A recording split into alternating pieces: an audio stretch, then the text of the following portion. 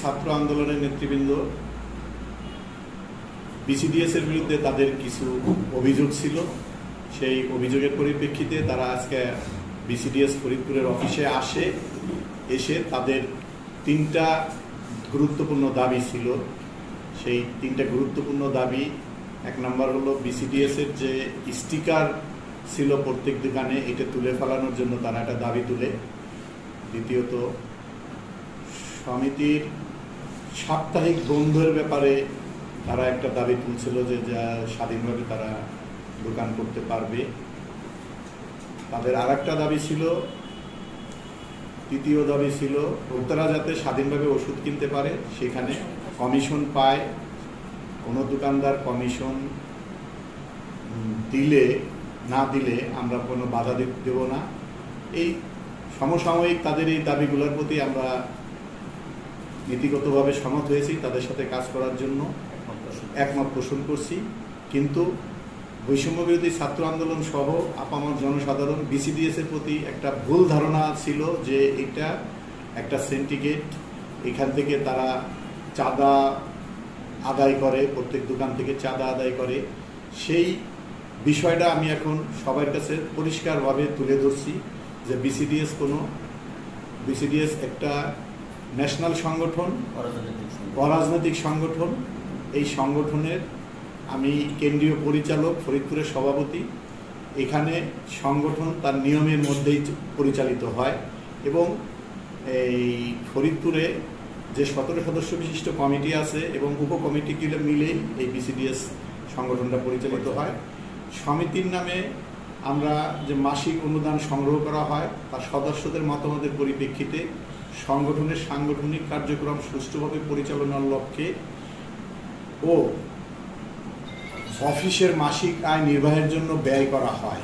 তার পরিমাণ সাকুল্যে কোনো কোনো মাসে ৪৫,০০০ টাকা অথবা কোনো কোনো মাসে ৫০,০০০ টাকা, অর্থাৎ বাৎসরিক আমরা ৬ লক্ষ টাকা সংগৃহীত হয়।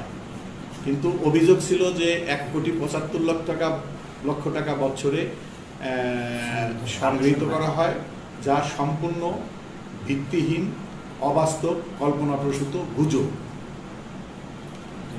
২ নম্বরে, বন্ধের দিন দোকান খোলা রাখলে কখনোই জরিমানা করা হয় নাই। সাপ্তাহিক বন্ধের বিষয়ে সকল সদস্যের মতামতের ভিত্তিতে সিদ্ধান্ত নেওয়া হয়েছিল। কেউ যদি মনে করে যে সে সাপ্তাহিক ছুটি গ্রহণ করবে না, সেটা তার একান্তই ব্যক্তিগত ব্যাপার। তৃতীয়ত, গত 20/9/2024 তারিখে আনুমানিক রাত 10 ঘটিকায় মহাকালী পাঠশালার মোড়ে অবস্থিত মক্কা ফার্মেসিতে সংঘটিত ঘটনাটি সম্পূর্ণ অপ্রত্যাশিত ও অনাকাঙ্ক্ষিত। মূলত সাপ্তাহিক বন্ধের দিন দোকান খোলা থাকায় সমিতির একজন সদস্যের অভিযোগের ভিত্তিতে সমিতির প্রতিনিধি হিসেবে 2 জন প্রতিনিধি যায়। সংগঠনের স্বার্থে সংগঠনের সদস্যদের মধ্যে শান্তি শৃঙ্খলা, ভ্রাতৃত্বপূর্ণ সম্পর্ক বজায় রাখার স্বার্থে সেখানে তারা উপস্থিত হয়। সেখানে কোনো চাঁদাবাজির ঘটনা ঘটেনি, শাস্তিমূলক কোনো ব্যবস্থাও নেওয়া হয়নি। দোকান মালিকদের যে অভিযোগ করেছে তা সম্পূর্ণ চাঁদাবাজির যে অভিযোগ করেছে তা সম্পূর্ণ মিথ্যা ও ভিত্তিহীন। এইটাই বাস্তবতা।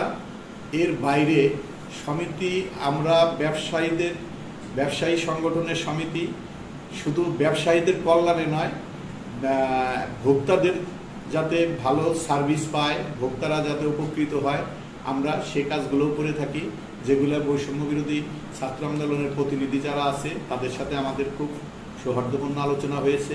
আমরা তাদের সাথে কাজ করার জন্য একাত্মতা প্রকাশ করেছি, যাতে ভোক্তারা স্বাধীনভাবে ওষুধ পায়, সঠিক ওষুধটা পায়, ন্যায্য দামে সঠিক ওষুধটা পায়।